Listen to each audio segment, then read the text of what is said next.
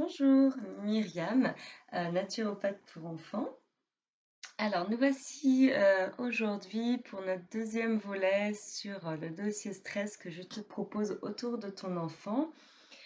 Donc, la semaine dernière, je t'ai parlé des causes du stress. Aujourd'hui, je voudrais te parler des signes qui te montrent que ton enfant est stressé.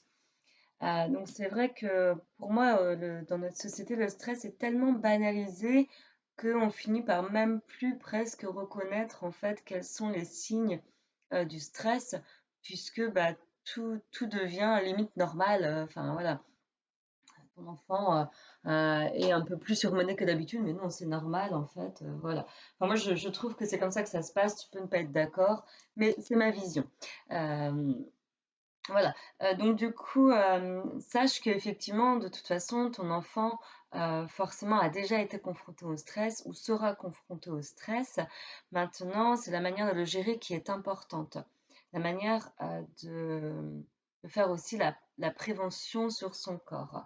Hem du coup, première étape déjà, pour, pouvoir reconnaître les signes du stress de ton enfant, moi je vais t'en donner quelques-uns, mais sache que c'est quand même toi en tant que parent qui est, le ou la mieux placée pour reconnaître. C'est vrai que ton enfant, tu le connais, tu l'observes tous les jours, donc quand tu vois qu'il y a un comportement qui peut paraître suspect, et beh, effectivement, fais confiance à ton intuition de parent, c'est probablement qu'il y a quelque chose.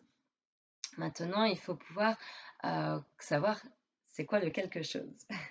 Là, ben, je t'invite à discuter avec ton enfant vraiment tranquillement, sans être dans non plus la questionnette ni le jugement, mais simplement à cœur ouvert, quoi. Du coup, voilà, moi je vais te parler déjà dans un premier temps du stress ponctuel, puisque nous avons tous les enfants ne sont pas dans des stress chroniques, il y a des stress ponctuels. Donc là, encore une fois, je t'invite à réfléchir à, tiens, est-ce que mon enfant d'habitude il a ce comportement-là? Est-ce que ce comportement n'est pas en train de me montrer quelque chose? Est-ce qu'il n'aurait pas vécu quelque chose un peu stressant dans sa vie? Pour comprendre comment fonctionne le stress chez l'enfant, euh, déjà, il faut comprendre qu'il y a deux catégories d'enfants. Mais j'ai envie de dire, c'est aussi deux catégories de personnes. Donc, nous avons les enfants qui sont type révoltés. Donc, c'est des enfants qui vont avoir tendance à tout extérioriser, à crier fort, à faire des crises de colère. Voilà.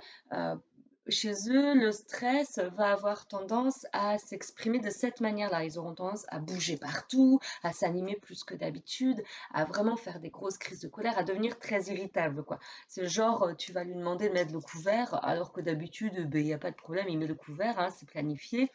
Et là, d'un coup d'un seul, oui, mais j'en ai marre, c'est tout moi qui fait, la la li, la la la. Et là, il part dans une colère, pas spécialement pourquoi. Ou juste, tu lui as demandé quelque chose et d'un coup d'un seul, ça monte en pression, quoi. Pour moi, c'est un signe d'alarme. Là, il y a la petite cloche qui sonne. Si d'habitude il n'a pas tendance à réagir vivement, bah là, qu'il réagisse vivement, c'est peut-être qu'il s'est passé quelque chose de stressant dans sa journée. Donc, bah, lui, simplement lui dire, tiens, tu as peut-être, qu'est-ce qui s'est passé aujourd'hui? Tu veux qu'on en parle? As-tu besoin que je t'aide sur quelque chose? Voilà. Ça peut déjà être une première étape. Et donc, du coup, la deuxième catégorie d'enfants, c'est, on va dire, le type dépressif. Alors, attention, ça ne veut pas dire que ton enfant est dépressif, mais c'est le type dépressif. Donc, du coup, là, c'est plutôt bah, complètement l'inverse. En fait, ce sont des enfants qui vont avoir tendance à se renfermer sur eux-mêmes, qui vont tendance à ne pas dire les choses, plutôt que de partir en révolte sur ce que tu vas leur dire. Il va avoir tendance plutôt à pleurer, à se renfermer dans sa chambre tout seul. Et des fois, des enfants, ils se punissent tout seuls, même carrément. Ils vont eux-mêmes au coin. Enfin, voilà. Moi, je sais que j'ai les deux catégories. Donc, effectivement, mon grand, il se renferme sur lui. Et la deuxième, bah, elle, c'est la révoltée, quoi. Elle crie, elle jette des objets contre sa porte. Enfin, voilà. Ça, voilà, ce sont deux signes, vraiment deux typologies d'enfants, quoi.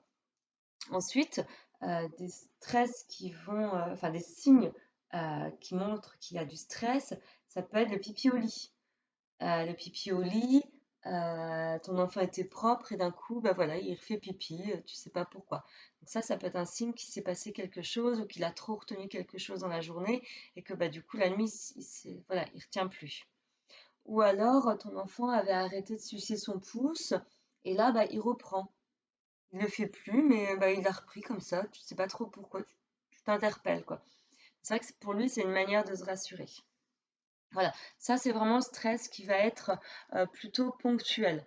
Maintenant, je voudrais te parler du stress qui est déjà plus inquiétant.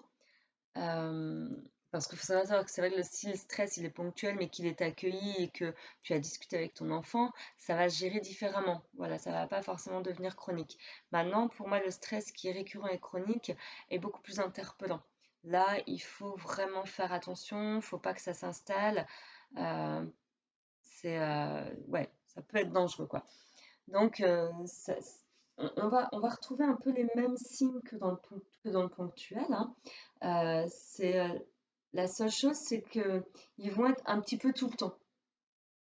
Donc, c'est vrai que, par exemple, un enfant qui va avoir tendance à patouiller, c'est-à-dire qu'il prend un objet et puis il le tripote dans ses mains, mais tu te rends compte qu'il est en train de te parler et il le tripote en même temps qu'il le fait, quoi. Il s'en rend même plus compte, lui, en fait. C'est juste qu'il a besoin et c'est une manière de canaliser ses angoisses. Ou alors d'autres, ils vont mâchouiller des objets. Il prend son crayon, gna, gna, gna, gna, gna, gna, gna, gna, gna, voilà. Moi, j'ai mon fils, il mangeait ses crayons de couleur jusqu'à la moitié, quoi. Donc là, je me suis dit, waouh, quand même. Ou alors, chez certains enfants, ça va être une jambe qui bouge toute seule, quoi. Tac, tac, tac, tac, tac. Voilà, c'est signe d'angoisse, ça, signe de tension dans son corps. Ou alors carrément sur tension, il bouge tout le temps. Voilà. Ou ben voilà, comme pour le stress ponctuel, les crises de colère. Là, il en fait régulièrement. Ou alors, si ton enfant est type dépressif, plus ça va aller et plus il va se renfermer sur lui-même. Il va avoir tendance à être de plus en plus enfermé dans sa chambre. Ou vraiment, tu sens que comme si il, euh, il était, ben ouais, tout simplement un petit peu déprimé en fait. Je voudrais pas te faire peur, hein, c'est pas mon but, mais un petit peu déprimé, il traîne les pieds, un petit peu le syndrome du zombie, là, bon, la tête un peu penchée. Ça, voilà, pour moi, c'est un signe. Je voudrais t'alarmer sur trois choses qui, pour moi, sont complètement liées au stress et au stress chronique. Ça va être la fatigue chronique. Donc, il faut comprendre que le stress pour un corps qui est régulier, c'est épuisant. Et en plus, le stress a tendance à faire fuir les oligo-éléments et les vitamines du corps de ton enfant. Puisque pour faire tampon en fait au stress, le corps donne des bases minérales. Voilà, pour évacuer ça.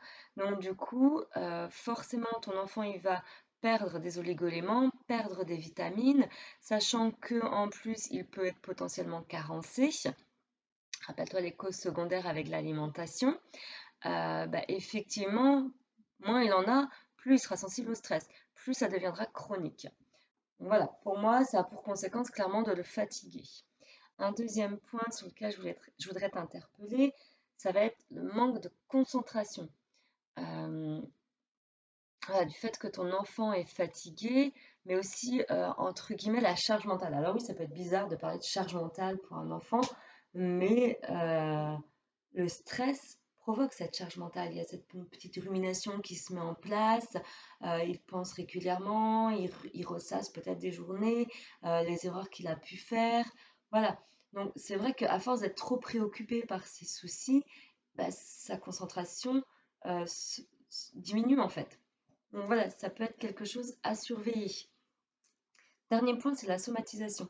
Donc ça, c'est un signe qu'il faut prendre conscience, dont tout le monde n'a pas forcément conscience.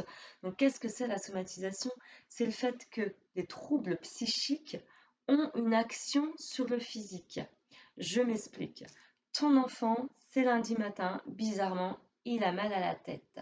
Ou alors, il te fait de la fièvre. Sauf que, ben, si c'est ponctuel, tu vas dire, ok, il est malade, ça va, pas de problème, je le garde à la maison. Par contre, si tu as l'impression que ça devient récurrent, bah là, faut peut-être se poser la question. Probablement qu'il n'est pas spécialement malade tous les lundis matin. Probablement que c'est un enfant qui est stressé, mais qui ne l'exprime pas et qui du coup crée un symptôme dans son corps pour dire je ne veux pas aller à l'école. Donc attention, ça peut être un signe de phobie scolaire.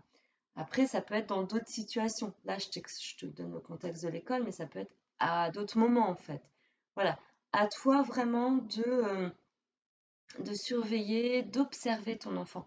On n'observe pas suffisamment nos enfants. On est peut-être dans le guidon dans notre vie. Non, reprenons aussi l'observation de nos enfants. Voilà, bon, j'espère que ça ne te fait pas peur, tous ces petits signes. Faut pas non plus voir le signe là où il n'y en a pas. Faut y aller tranquille, garder en tête que ça peut exister et puis simplement observer ton enfant encore une fois.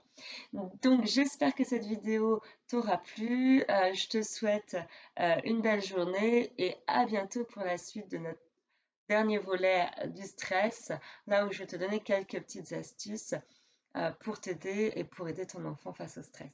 Je te souhaite une belle journée.